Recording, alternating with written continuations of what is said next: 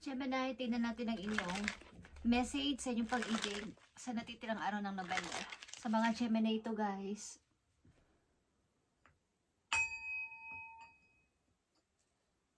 Okay. Gemini, this is for you. Sa natitirang araw ng November, sa inyong pag-ibig, at titingnan natin ang sitwasyon at hingi tayo ng payo dito.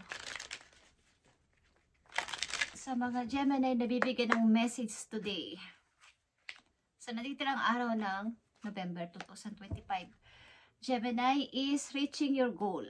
Maliban sa pag-ibig na to is reaching your goal, manifest in the near future.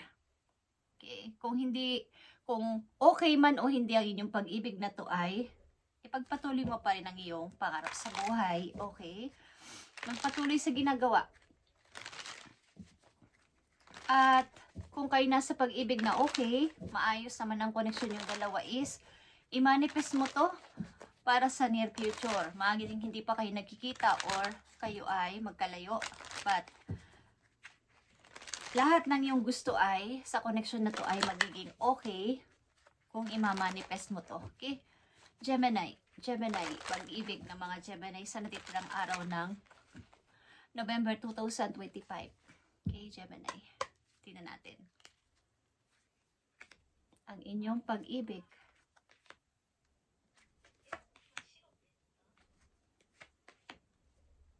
Okay. Isa sa inyo ay mayroon pang need o mayroon pang want na gawin sa buhay. Okay, Gemini.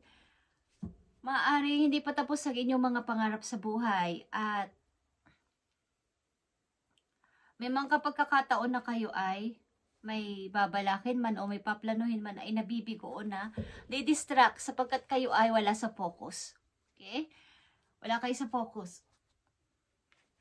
Tingnan natin ang pag-ibig ninyo sa unang message ay engagement. Okay, kayo ay engaged na. Your love life is soon ascending to the higher level of commitment. Kailan sa inyo na nandito sa reading ay nakakommit na sa isang person o sa isang connection. Kumbaga, mag-higher level na or papunta na to sa engagement. Magpo-propose na o nag-propose ng inyong mahal. Okay? Gemini. Yeah.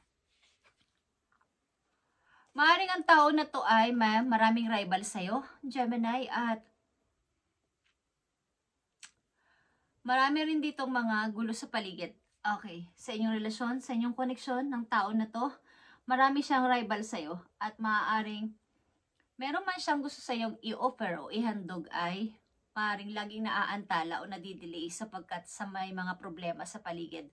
Maaaring problema sa pamilya, okay, but may plano ito na ikaw ay bigyan ng offer na kayo ay magsama o magkaroon ng mas mataas pang level ng relasyon. Kaya lang ay mayroong gulo sa paligid or maraming mga problema. Okay, maring sa side ng connection mo o sa side ninyo, pareho is maraming may mga ayaw sa inyong relasyon. But kayo ay nagkakaintindihan. Okay, Gemini, tingnan natin ang isa pang message. Twin flame is here. Ang person mo na to ay iyong mirror soul. Hindi kayo nito magkakahiwalay or talagang kayo ay pinagtagpo, kayo ay twin flame. Okay, Gemini, ano man ang mga kaguluhan sa paligid o mga sagabal sa paligid, kayo ay pinagtagpo ng kapalaran. Okay guys, yeah.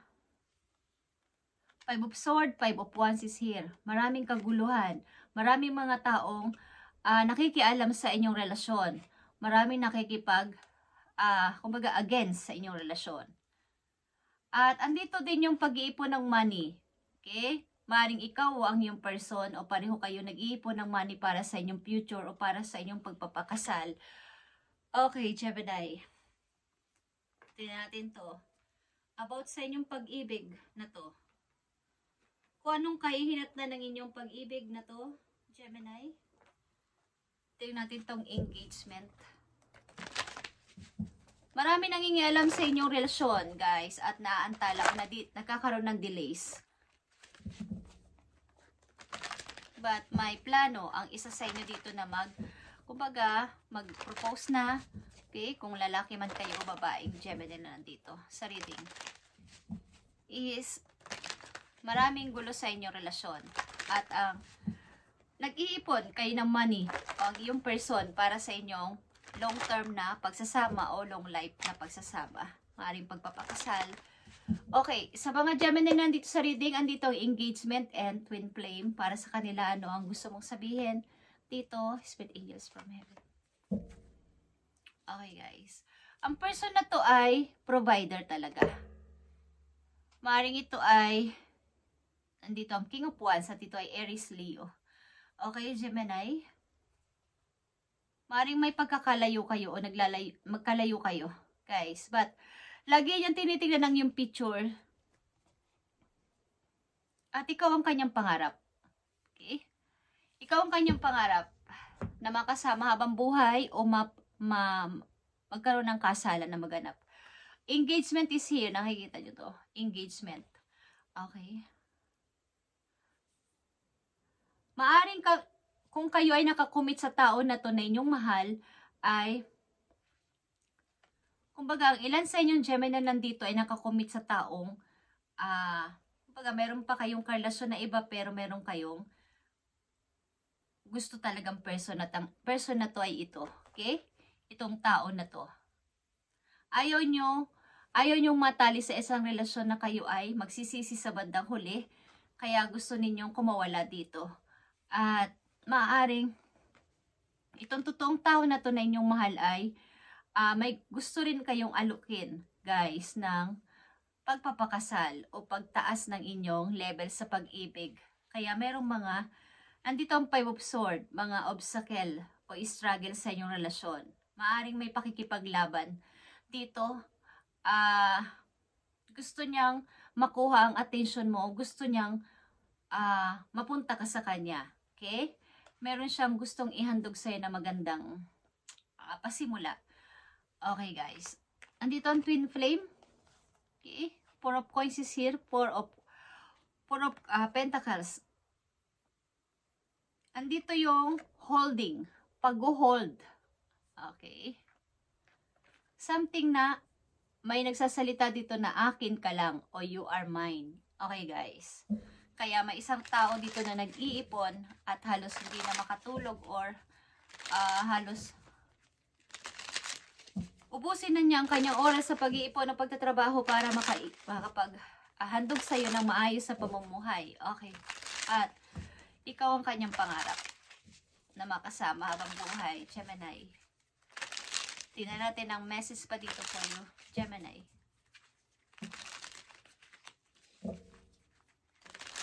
Para sa mga Gemini nandito sa reading, sa natitirang araw ng November 2025, sa kanilang pag-ibig.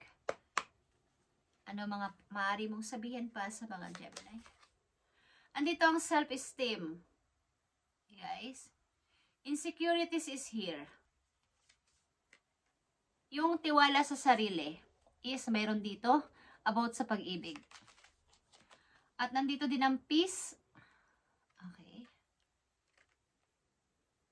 Wala talaga tong katahimikan sapagkat maraming gulo sa paligid. Andito ang strong affection or love ng dalawang person talaga na nagmamahalan, guys. At nandito ang soulmate or everlasting. Okay? Kung kayo ay nasa relasyon pa at gusto nyong makawala sa relasyon na to dahil ang tao na gusto ninyo ay itong nandito sa sinasabi ko sa reading. Itong twin flame ninyo. Kahit kayo ay nasa relasyon na ay may humihila sa inyong energy papunta sa taong sinasabi ko dito. Okay? Maring may rivals dito o talagang ipinaglalaban o gusto kayong ipaglaban ng tao na to. Gusto kayong makuha ng tao na to. May nagsasalita dito na akin ka lang. Okay. Kaya gagawin ko ang lahat para maibigay sa iyo ang nararapat. Yung deserve mo, Gemini. Okay. Gemini, ang person na to ay sobra ang pagkagusto sa'yo. Something na obsessed ang tao na to sa'yo. Tignan natin ang message sa'yo ng person na to. Kung kayo nasa relasyon pa ay hindi nyo rin maintindihan kung bakit kahit ano ang gusto, pinipilit nyo maging honest sa inyong karelasyon sapagkat mahal kayo ng tao na to, but may tinitibok na ibang inyong puso o may humihila ng inyong energy palayo. Dahil may tumatawag sa inyo na masasabi nyong twin flame, Gemini. Ito ay mirror soul. Ito ay soulmate. Kaya ang connection na to ay pagtatagpuin o pinagtagpo na kayo kaya lang mayroong rivals. May mga agawan dito. Okay. Message sa'yo ng tao na to, Gemini. I've been fighting a battle. Okay. Kaya dito sasabi ko, meron ditong naglalaban guys. Andito ang 5 of Swords and 5 of Wands. Mga rivals dito is pinaglalaban kanya sa pamilya mo o sa pamilya niya. Okay? O something mga tao din na bawa kayo ay babae, kayo ay ligawin, is gusto kanyang makuha. Kaya naantalang kanyang mga offers sa'yo is maaring kahit anong gawin niyang fight, okay? I've been fighting a battle. I can't win. Okay, hindi siya manalo-nalo, guys. Yun ang sabi niya. I don't want to wait any longer. Please be mine. Okay? Thank you, Spirit. Our love will never cease to exist. Okay? Kaya sabi ko, obsessed ang person na to sa'yo. Okay? May nagsasabi dito, please be mine. Okay? Akin ka lang. May naririnig ako talaga kahina pa. Okay, guys? At lumalabas sa message, I wish you were next to me. I want you. Okay?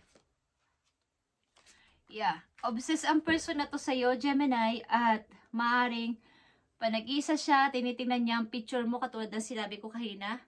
Ginuguhit pa niya ito o tinatry niyang ipinta ka. Okay.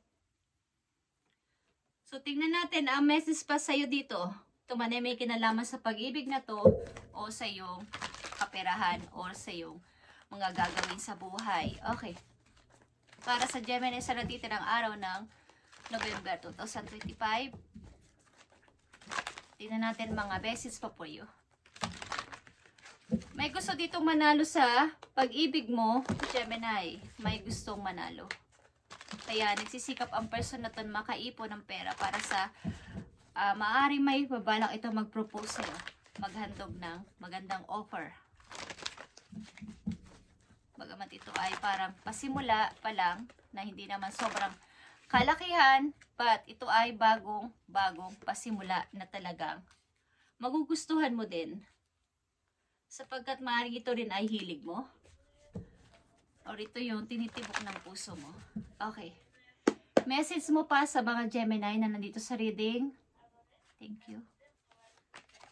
Okay, Gemini. Nakikita mo ba ang lovers? Okay.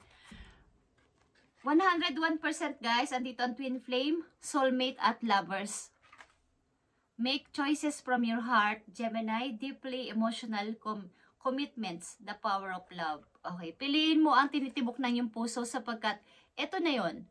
Everlasting na pag-ibig ito. Guys, kahit sabihin ko pa sa dinami-dami ng card na to is about sa inyong career or sa inyong sitwasyon, but ang lumabas pa rin dito ay lovers. Okay. Piliin mo at makinig ka sa iyong, okay, mag-choice ka na from your heart. Okay, from your heart. Meron ditong battle sa pag-ibig mo. Okay? At isa pang message po yun, Gemini. Okay, guys. The Chariot. The Chariot is all about din sa pag-choose or sa pagpili ng two direction, guys. Determination and self-control, career advancement, acknowledgement of success by others. Okay. Maaring sa pipiliin mo rin na to is, dito ka magsasucess. Ito man ay financial mo or sa inyong pag-ibig, magsasucess ka dito sa pipiliin mo na to, guys. So, make choices from your heart. Okay. New idea din is maraming paparting sa inyo, guys. Okay. Para matigil na itong mga gulo na to is, kailangan mong mamili sa tao na gusto ng puso mo. Okay? Galing sa iyong puso. This time. Thank you, Gemini, and humanda ka sa pagpasok ng December. Okay? Thank you and God bless.